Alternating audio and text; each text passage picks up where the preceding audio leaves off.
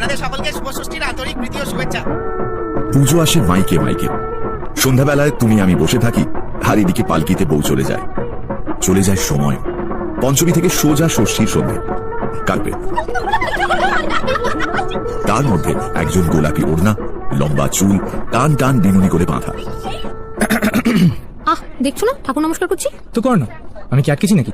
না, ডিস্টার্ব করছো। ঠাকুর রেগে গেলে কি হবে জানো? তা জানি না, কিন্তু আমি খুব রেগে আছি। কেন? কাল কোথায় ছিলিস তুই? একবার মণ্ডপে আসতে পারলি না? কাল ঠাকুর দেখতে গেছিলাম কলেজের বন্ধুদের সঙ্গে। ফিরতে ফিরতে অনেকটা রাত হয়ে গেছিল। তারপর নতুন জুতোয় পায়ে এমন ফোসকা পড়েছিল। থাক, আর ফিরিস্তি দিতে হবে না। আজ শাড়ি পরিসনি কেন? আজ তো ষষ্ঠী, আজকেও শাড়ি পরে। ও, তাহলে কবে পরে? অষ্টমী আর নবমীতে। আজ তো সবে পুজো শুরু। এখনো শুরু হয়নি, এবার শুরু হলো।